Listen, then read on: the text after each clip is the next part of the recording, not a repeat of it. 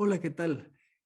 En esta oportunidad vamos a terminar de estudiar el capítulo 19 de Apocalipsis y aquí sí ya vemos cómo aparece en escena nuestro Señor Jesucristo. Es una imagen del Señor que quizás no estamos familiarizados porque tenemos el recuerdo o el conocimiento de cómo fue Él allá en los evangelios. Sin embargo, ahora estamos viendo a un Jesucristo que regresa como vencedor, como soberano. Así que conozcamos más acerca de Él en esta sección del capítulo 19. Vamos a empezar entonces esta noche con el capítulo 19 a partir del versículo 11 al versículo 21. Según el escritor Evis Carballosa, el tema central de las Sagradas Escrituras es, sin duda, dice él, la segunda venida de Jesucristo. Hay múltiples pasajes en el Antiguo Testamento que hablan de esta segunda venida, como también en el Nuevo. Yo solo les coloco aquí, solo para muestra, pues un par de botones. En Zacarías 14:3 dice, entonces saldrá el Señor y combatirá contra aquellos pueblos como combatió en el día de la batalla. En aquel día sus pies se asentarán sobre el monte de los olivos, que está frente a Jerusalén, al lado oriental. El monte de los olivos, cuando el Señor asiente ahí su pie, se partirá por la mitad de este a oeste, formando un valle muy grande, pues la mitad del monte se apartará hacia el norte y la otra mitad hacia el sur. Aquí estamos viendo en el Antiguo Testamento una referencia al regreso del Señor Jesús. Luego Daniel, que lo hemos estado estudiando el día domingo, Daniel 7:13 dice, estaba yo mirando en las visiones de la noche y he aquí que en las nubes del cielo venía alguien como un hijo del hombre. Obviamente es Jesucristo. Llegó hasta el anciano de días y lo presentaron delante de él. Daniel 7:14 continúa diciendo, entonces le fue dado el dominio, la majestad y la realeza. Todos los pueblos, naciones y lenguas le servían. Su dominio es dominio eterno, que no se acabará, y su reino uno que no será destruido. Mateo 24:44, esto ya es en el Nuevo Testamento. Por tanto, estén preparados también ustedes, porque a la hora que no piensen, vendrá el Hijo del Hombre. Jesucristo refiriéndose a su propio retorno. Lucas 21:27, entonces verán al Hijo del Hombre viniendo en una nube con poder y gran gloria. Y allá en Hechos 1:11, cuando Jesucristo asciende, entonces estaban los discípulos y los ángeles les dijeron, hombres galileos, ¿por qué se quedan de pie mirando al cielo? Este Jesús, que fue tomado de ustedes arriba al cielo, vendrá de la misma manera como le han visto ir al cielo. Así que lo que vimos aquí fueron algunos versículos, tanto del Antiguo como del Nuevo Testamento, que hablan de la segunda venida del Señor Jesucristo. Si lo que estuviéramos viendo fuera una obra de teatro, entonces vamos a usar un lenguaje ahí propio del teatro. A partir del capítulo 17, estamos viendo un mutis progresivo. Mutis quiere decir salida de escena. Cuando un actor está en la parte principal, en el plató, en el set, y sale de escena, a eso se le llama mutis. Así que empezamos con un mutis progresivo. ¿Quién sale de escena? Que fue lo que vimos en capítulo 17 y 18, pues la ramera. Se presenta en el relato de Apocalipsis y es la primera en salir. De manera interesante, vamos a hacer un recuento aquí. Conforme hemos estudiado Apocalipsis y si vamos a ver a los malos de la película, el primero que aparece es el dragón, que es Satanás. Luego, el segundo personaje que aparece es la bestia que sale del mar, que es el anticristo. El tercero que aparece es la bestia que sale de la tierra, que es el falso profeta. Y el cuarto protagonista, que es Babilonia, aparece también. Pero ahora en la salida sale primero la ramera, que es Babilonia. Y aquí en esta sección vamos a ver la salida o lo que le sucede al anticristo y al falso profeta, o sea, la bestia que sale del mar y la bestia que sale de la tierra. Y ya en el próximo capítulo vamos a ver el mutis del dragón, cómo es Satanás sale de la escena, cómo es su destino final. Así que empecemos con el versículo 11. Dice Juan: vi el cielo abierto y he aquí un caballo blanco, y el que lo montaba se llamaba Fiel y Verdadero, y con justicia él juzga y hace guerra. Como mencionamos en la sección anterior del estudio de la semana pasada, Juan en esa sección introduce dos de las partes iniciales con la palabra oí. Ahora, en esta sección cambia de verbo y ustedes van a ver que en los versículos 11, 17 y 19 los introduce, los empieza con la palabra vi. Así que en este versículo dice que él ve el cielo abierto y por supuesto no es para que él entre, sino lo que ve es se abre el cielo para que se haga presente el Mesías. Anteriormente, en el capítulo 4, versículo 1, Juan vio una puerta abierta en el cielo, en esa sí entró él. Y más adelante se nos describe en el 11:19 que el templo de Dios fue abierto en el cielo. En este caso, el cielo mismo es el que se abre. Se nos dice que he aquí un caballo blanco. El caballo blanco pues era utilizado en tiempos antiguos para el vencedor que venía de una conquista, de una batalla, regresaba a su tierra o a su ciudad en un caballo blanco, lo cual decía que había vencido. Uno de los casos fue cuando viene Julio César, el emperador romano, que regresa de una victoria, ese es su ingreso a Roma en un caballo blanco. En este caso, el que está regresando en este caballo blanco es el Mesías, que regresa como soberano absoluto. Si ustedes se fijan, ahora viene como un rey vencedor. Esta es su segunda venida. En su primera venida viene como un niño que crece, se desarrolla, pero vino en otra función. Vino como redentor. Vino para dar su vida por los demás. Y lo hizo, pagó en la cruz el precio de nuestro pecado. Ahora su retorno es de otra manera. Ahora viene a reinar, viene como conquistador. Se nos dice que es fiel. ¿Por qué es fiel? Porque Él cumple sus promesas. Él es el que no traiciona. Y cuando estábamos haciendo la introducción, se estaban conectando algunos hermanos, hablamos un poco de política y se hizo el comentario: ¿qué presidente de los que han pasado por los distintos países, por lo menos los nuestros, ha cumplido lo que ha prometido? Yo en lo personal hago mi mente hasta donde llega el recuerdo y todos prometieron muchas cosas que no cumplieron, incluyendo en el actual. Ahora, ¿qué gran diferencia tiene nuestro Señor? Él es fiel. Él cumple sus promesas. Jesús no va a fallar. Él no nos va a traicionar. Por otro lado, también nos dice que es verdadero. ¿Por qué? Porque Él es el genuino rey. Él es el heredero del trono de David.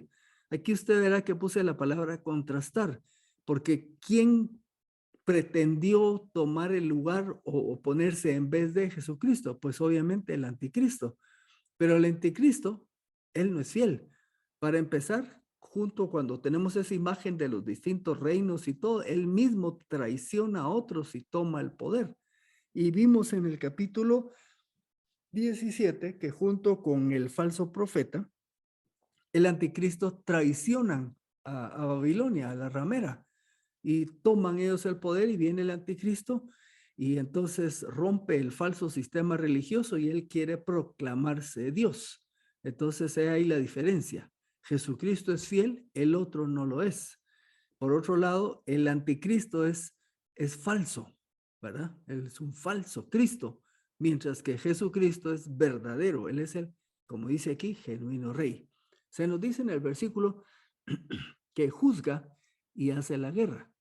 O sea, es un juez y a la vez es guerrero. Y por supuesto, primero juzga y como consecuencia de ese juicio, donde son declarados culpables los rebeldes, entonces hay guerra, hay pelea, y es lo que vamos a ver en esta sección. En el versículo 12 se nos describe a este que monta el caballo blanco, que es el Mesías. Dice, sus ojos son como llama de fuego, en su cabeza tiene muchas diademas y tiene un nombre escrito que nadie conoce sino él mismo.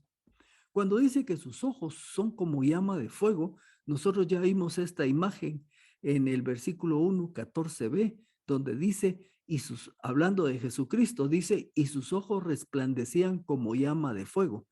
En el capítulo 2, 18b, se describe a Jesucristo como el que tiene ojos que resplandecen como las de fuego. Ahora, este significado de ojos como llama de fuego expresa que nada escapa a la mirada omnipresente de Jesucristo. Pues hemos visto que es juez, él puede juzgar imparcialmente porque es justo y porque él cuando evalúa, nada se le escapa, él conoce todo. Esto quiere decir estos ojos como llama de fuego, su capacidad de conocerlo, saberlo, verlo todo, y en función de eso es que hace sus juicios. Se nos dice en este versículo que en su cabeza tiene muchas diademas. Hago la nota. Fíjense que en los pasajes pasados se nos describe, cuando habla del dragón, se nos describe que tiene 7 diademas. Luego, cuando habla de la bestia que sale del mar, que es el anticristo, se nos dice que tiene 10 diademas. Como dice aquí, el vocablo diademata quiere decir una corona majestuosa, es una señal de realeza. Ahora bien, los otros, tanto el dragón, Satanás, como el anticristo, tienen cierto grado de dominio y de poder por esas diademas que tienen. Pero a diferencia, aquí el Mesías, él tiene muchas diademas. Esto, que tenga muchas diademas, es porque su soberanía es ilimitada. Su poder es total, ¿verdad? Esa es la diferencia. Y se nos dice en el versículo que tiene un nombre escrito que nadie conoce sino él mismo. Por si alguno pregunta que qué nombre es ese, pues es que dice que nadie lo conoce, solo Jesús. Este nombre no le fue revelado a Juan, por lo tanto no nos corresponde tampoco saberlo. Quizás más adelante cuando estemos con el Señor, alguno le irá a preguntar, ¿verdad? Mira, ya en Apocalipsis, en tu palabra dice tal cosa, pues pregúntele cuál es ese nombre. En el versículo 13 dice que está vestido el Mesías con una vestidura teñida en sangre y su nombre es llamado la palabra de Dios. Entonces ya vamos viendo que ya hay un nombre que solo conoce Jesucristo, y aquí se nos está diciendo que tiene otro nombre que es la palabra de Dios. La vestidura teñida en sangre no se refiere a su propia sangre, porque cuando nosotros vemos eso pensamos, bueno, en la cruz derramó su sangre, entonces tal vez a esto se refiere. No, no se refiere a su propia sangre derramada en la cruz, sino esta sangre en esta imagen es la sangre de sus enemigos que fueron derrotados en Armagedón. Y dije fueron, pero como ven aquí dice, esta es una expresión proléptica. Lo hemos visto varias veces, pero lo repetimos. Una prolepsis es una afirmación que se dice como que algo pasa o ya pasó, pero en realidad va a suceder en el futuro. Así que en este sentido, se nos dice que viene con su ropa blanca manchada de sangre, pero en realidad el evento ese va a pasar en el futuro, esa batalla de Armagedón. Así que esperemos que ahí esté claro. Se nos dice que su nombre es la palabra de Dios. Si ustedes se recuerdan, Juan ya usó esta expresión en su evangelio. Allá en el capítulo 1, versículo 1 del evangelio de Juan, dice, en el principio era la palabra, y la palabra era con Dios, y la palabra era Dios. Si usted tiene la versión Reina Valera 60, me parece que la palabra que utiliza ahí en vez de palabra dice era logos, ¿verdad? Donde nosotros ponemos palabra, ahí en la 60 me parece que dice logos, que se traduce como la palabra. Aquí en Apocalipsis, lo que estamos viendo es que, bueno, allá en el Evangelio de Juan, cuando se utiliza el término palabra refiriéndose a Jesucristo, el sentido en que se está utilizando es que Jesucristo es el que está dando a conocer a Dios. Si uno quiere conocer a Dios, es por medio de Jesucristo que Dios se revela. Anotamos aquí que aquí, más que el concepto ese de revelación de Dios, tiene otro significado distinto. Aquí cuando se dice que Jesucristo es la palabra de Dios, tiene que ver con la acción del cumplimiento del propósito divino. ¿Y esto cómo se va a ver? En la destrucción de sus enemigos. En esa opinión coinciden Carballosa y el doctor Constable. Los ejércitos en el cielo le seguían, dice, en caballos blancos, vestidos de lino fino, blanco y limpio. Bueno, así que tenemos que ahorrar para comprar nuestros caballos blancos. No, esos nos los van a dar cuando estemos allá con el Señor. Ahora veamos qué quiere decir. Mire, aunque Jesús viene acompañado por los ejércitos, el que pelea y vence es el Mesías.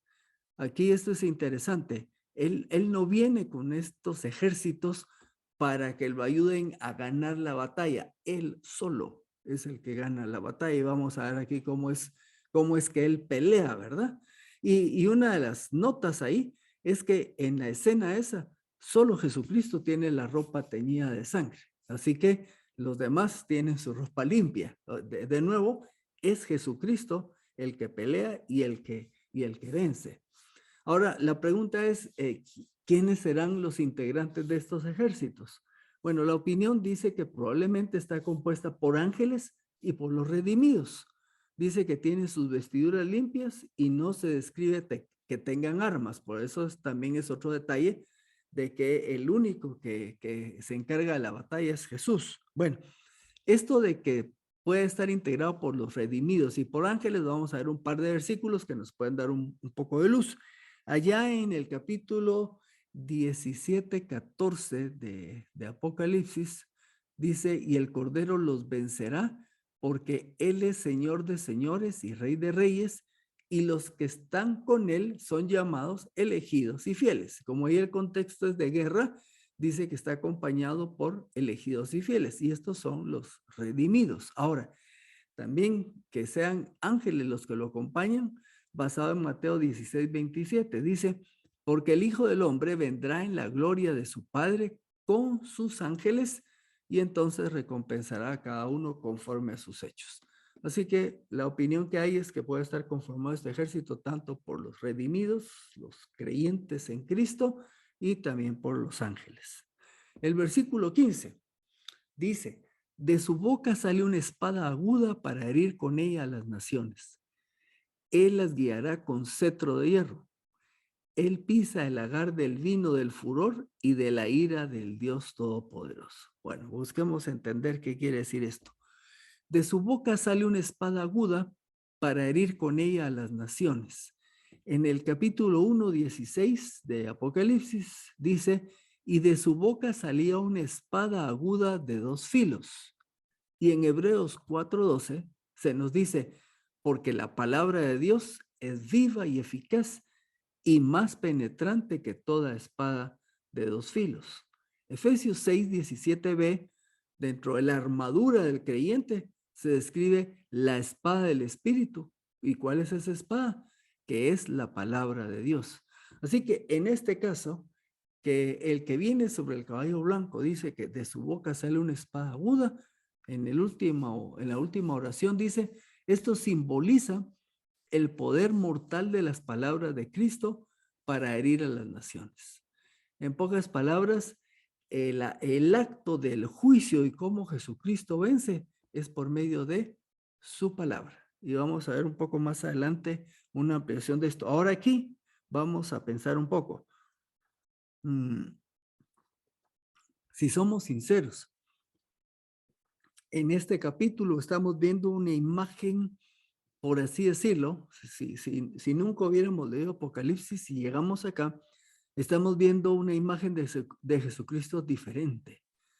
Porque si usted se recuerda, cuando vemos en los evangelios, anda el Señor con sus discípulos, anda predicando las buenas nuevas, anda sirviendo a la gente con sus problemas de enfermedad, haciendo sanidades, cuando da de comer a las personas, anda en su función de siervo. Y llega a tal punto, ¿se recuerdan cuando lo prenden, ¿verdad? Lo agarran allá en el huerto, terminando un tiempo de oración, lo llevan a juicio y se burlan de él los soldados romanos, se burla Herodes, está ante Pilatos, ¿verdad? Y le dice que pues él tiene autoridad, bueno, Pilatos, pero Jesucristo dice que tranquilo, callado, ¿verdad? Incluso por un momento en una interacción con Pilatos, Jesucristo le aclara a Pilatos, le dice, mi reino no es de este mundo, dice. Si así fuera, mis seguidores vendrían a rescatarme y no. Ahora, esa es la imagen del Cordero de Dios, ese Cordero sufriente que vino a morir en la cruz. Pero aquí estamos viendo algo diferente. El domingo de Ramos, que le llamamos, que es cuando Jesucristo entra a Jerusalén, entra montado en un pollino de asna, en un burrito, ¿verdad? Que por cierto se le colgaban los pies. Pero ahora viene un caballo blanco, ahora viene un vencedor, un señor de señores. Entonces estamos confrontándonos a una imagen diferente de Jesús. Y por eso puse un par de pasajes que nos ayuden a entender. En su primera venida tenemos el clásico pasaje de Juan 3:16, porque de tal manera amó Dios al mundo, que ha dado a su Hijo unigénito para que todo aquel que en él cree, no se pierda, mas tenga vida eterna. Hemos estado durante todo este tiempo disfrutando de la gracia de Dios, del amor de Dios, un tiempo de larga paciencia, de mucha misericordia. Todavía hoy día está el anuncio de las buenas nuevas, pero eso va a llegar un momento en que va a llegar a su final. Aún en la gran tribulación, que es todo este tiempo que hemos visto en Apocalipsis, se va a predicar el evangelio, va a haber oportunidad de arrepentirse y de creer en el Señor Jesús, pero hay un punto en que eso llega a su límite. Y ahí cito Romanos 1:18, lo decía Pablo, pues la ira de Dios se manifiesta desde el cielo contra toda impiedad e injusticia de los hombres que con injusticia detienen la verdad. Sí, va a llegar un tiempo en que ya no va a haber más tiempo, se va a agotar el tiempo para que las personas puedan creer en el Señor Jesús. Y esto es lo que estamos viendo precisamente en esta escena. El retorno de Jesucristo es ese tiempo. Ahora ya no viene el siervo, ahora viene el rey. Y ahora viene a cumplir, a establecer el juicio de parte de Dios contra toda impiedad e injusticia de los hombres que con injusticia detienen la verdad. Dice que este que monta el caballo guiará a las naciones con cetro de hierro, porque vendrá a tener un gobierno firme y eficaz, ya no más rebeliones, con excepción la final que estaremos viendo más adelante, pero establecerá un reino ordenado, un reino donde se cumple la voluntad de Dios, donde hay obediencia. Se nos dice en el mismo versículo que él pisa el lagar del vino del furor y de la ira de Dios Todopoderoso. En algunas de las clases anteriores, por ahí sacamos unas fotos de lo que es un lagar, que era el lugar donde las uvas se exprimían, por así decirlo. Normalmente lo hacían con los pies, se metía la gente a caminar sobre las uvas. Iba saliendo el jugo de la uva, con lo cual pues lo que hacían era usualmente producir vino, ¿verdad? Y tenemos esta imagen en el capítulo 14-20. ¿Se recuerdan donde dice que un ángel va a hacer la vendimia y luego se nos dice que el lagar fue pisado fuera de la ciudad y salió sangre del lagar hasta la altura de los frenos de los caballos a lo largo de 300 kilómetros? Cuando vimos el capítulo 14, versículo 20, estábamos hablando de la batalla de Armagedón, donde iba a ser una destrucción total de estos ejércitos que se habían reunido para pelear contra el Mesías, que lo vamos a ver aquí más adelante. En su vestidura y sobre su muslo tiene escrito el nombre Rey de Reyes y Señor de Señores. Esto lo que quiere decir es que expresa el triunfo soberano sobre sus enemigos y su poder y dominio son absolutos sobre el reino que establecerá. Así que cuando se nos dice que el que va en el caballo es rey de reyes y señor de señores, sí, precisamente por eso él regresa a establecer su reino, tendrá un dominio absoluto, un poder absoluto y va a tener una victoria total sobre sus enemigos. En el versículo 17 se nos dice que vi un ángel, y aquí está diciendo otra vez el vi, ¿verdad? Un ángel que estaba de pie en el sol. Quiere decir que estaba en lo alto, muy visible.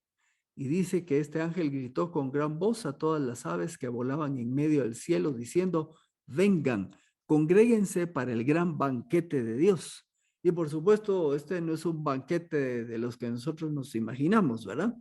Será un gran banquete tomando en cuenta la inmensa multitud de cadáveres que habrá al concluir la batalla de Armagedón. Sí, un banquete, pero de cadáveres.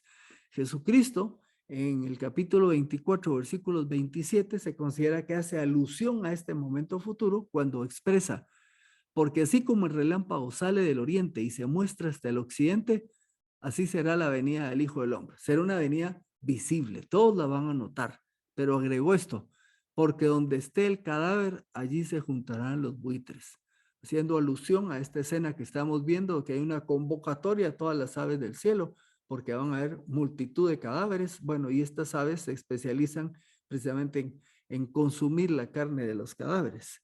En el versículo 18 dice el mismo ángel, para que coman la carne de reyes, de comandantes y de los poderosos, y la carne de caballos y de sus jinetes, y la carne de todos, tanto de libres como de esclavos, tanto de pequeños como de grandes. Hay un pasaje similar cuando Jerusalén cayó bajo Nabucodonosor.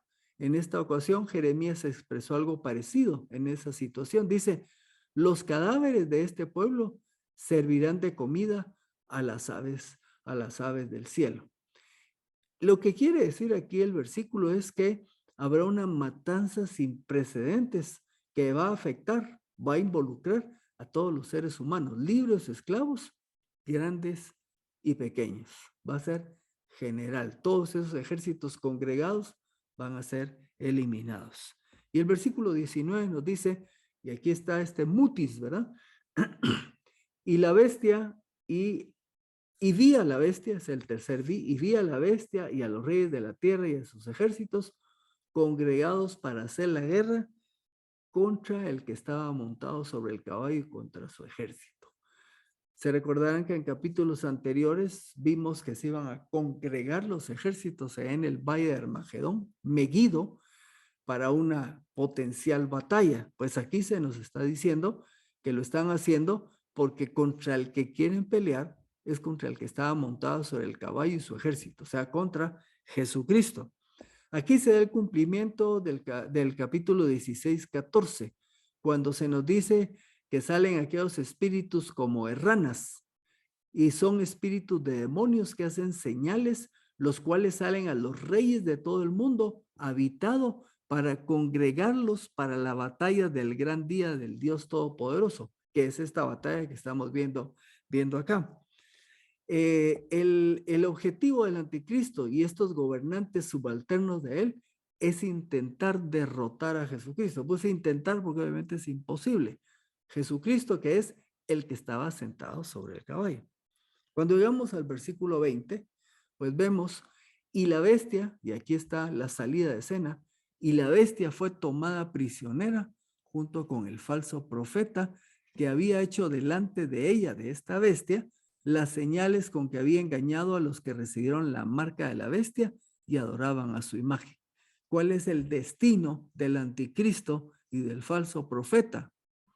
Pues aquí lo tenemos. Ambos fueron lanzados vivos al lago de fuego ardiendo con azufre. Tanto el anticristo como el falso profeta son echados, nota ahí la palabra vivos, dice, vivos al lago ardiendo con azufre. El lago es el mismo del que habla Jesucristo en Mateo 25, 41b, al fuego eterno preparado para el diablo y sus ángeles. Y dice el versículo 21, los demás fueron muertos con la espada que salía de la boca del que estaba sentado sobre el caballo, y todas las aves se hartaron de la carne de ellos. Entonces tomemos en cuenta, que el anticristo y el falso profeta en este momento, en esta batalla, no mueren. Dice, son echados vivos al lago de fuego. Los demás sí son muertos, ¿verdad? O sea, los reyes y sus ejércitos. Aquí está anotado. Los demás son estos que acompañaban al anticristo. Fueron muertos, mientras que los otros líderes, anticristo y falso profeta, fueron echados vivos. Ahora aquí, este es el punto interesante. Fueron muertos con la espada que salía de su boca. Hemos hablado, por supuesto, que buscamos tener un sistema de interpretación literal, pero tenemos que entender que el lenguaje tiene figuras. En este caso, no está hablando de una espada literal que sale de la boca de Jesús. ¿Me explico? Aquí explicamos que la espada que sale de su boca es la palabra, el poder de su palabra. Y aquí quiero llevarlos a unos pasajes para que entendamos cómo es factible que el Señor con su palabra logra esta victoria. Piense un poco en Génesis 1 y seleccioné algunos versículos. Dice, entonces dijo Dios, sea la luz. ¿Y qué pasó? Y fue la luz. Solo dijo y sucedió. Versículo 11, Génesis 1. Dijo Dios, produzca la tierra hierba. ¿Y qué pasó? La tierra produjo hierba. Fíjese, dijo Dios y lo que dice pasa. Versículo 14. Haya lumbreras en la bóveda del cielo. Versículo 15, ¿qué nos dice? Y fue así. O sea, hubo lumbreras en la bóveda del cielo. Hebreos 11:3. Por la fe comprendemos que el universo fue constituido por la palabra de Dios, de modo que lo que se ve fue hecho de lo que no se veía. Los teólogos llaman a esto la creación ex nihilo, que quiere decir de la nada, tal como lo expresa aquí Hebreos. Así que Jesús simplemente dice, vence y la batalla concluye. Imagínense lo inútil que es reunir ejércitos y con todo su poder y todo, si cuando llega Jesucristo sencillamente Él dice, hasta aquí, y automáticamente mueren todos, sin sacar un arma ofensiva real, solo con el poder de su palabra. Y terminando entonces este estudio el día de hoy, nos vamos a hacer esta pregunta, que usé esta frase en algunas lecciones anteriores. ¿Se recuerdan esta pregunta? ¿Estás del lado correcto de la historia? El mundo actual nos presiona y nos hace de menos, porque este mundo actual nos dice a nosotros los cristianos que ellos están del lado correcto de la historia y que nosotros estamos del lado equivocado. Y les voy a aclarar algo. Cuando ellos dicen que están del lado correcto de la historia, hablo del mundo moderno, de este mundo postmoderno. Ellos dicen que es estar del lado correcto de la historia. Es que usted esté de acuerdo con el aborto, que usted está de acuerdo con la agenda LGBT más, usted es una persona que tiene un criterio inclusivo, o sea, usted acepta a todos con su pecaminosidad y no les dice que están mal, sino que usted los acepta, usted es comprensivo. Entonces, ese es el lado correcto de la historia. Bueno, le voy a agregar más. Yo les mencioné también que ahora se está poniendo de moda la relación poliamor. Y hay en algunas ciudades de países pseudo avanzados, ¿verdad? Estos occidentales ya están autorizando que haya una relación ya no de hombre-mujer, sino ahora, aparte de hombre-hombre, mujer-mujer, ahora pueden ser de varios con varios. Y pensar de esa manera, ese es el lado correcto de la historia. ¿Dónde estamos nosotros los cristianos? Según ellos, estamos del lado equivocado, porque nosotros no pensamos como ellos, porque nuestro pensamiento sale de lo que enseña la Biblia. ¿La Biblia qué enseña? Que el único que tiene autoridad sobre la vida del ser humano es Dios. El hombre no tiene esa autoridad, es Dios. Por lo tanto, no podemos estar de acuerdo con el aborto, no podemos estar de acuerdo con la eutanasia. La Biblia enseña que el matrimonio es la unión de un hombre y de una mujer. La Biblia enseña que Dios hizo hombre e hizo mujer. No hay más que eso. Así que estos otros nos dicen que nosotros estamos equivocados. Pero ahorita cuando estamos viendo aquí Apocalipsis, cuando Jesucristo viene como vencedor, entonces cuando nos hacemos la pregunta, ¿estás del lado correcto de la historia? Sí, si sigo las enseñanzas de la Escritura, estoy del lado correcto de la historia, porque va a haber un día que viene Jesucristo y los que estaban siguiendo sus enseñanzas, esos son los que están del lado correcto de la historia. Y los otros, esos son los que van a sufrir pérdida. Pudimos ver cómo el Señor Jesucristo, sencillamente con el poder de su palabra, derrota a todos estos ejércitos que se habían reunido para pelear con él. Y también pudimos ver cómo el anticristo y el falso profeta son echados vivos en el lago del fuego. En el próximo capítulo estaremos viendo el futuro de Satanás. Así que nos vemos hasta el próximo estudio.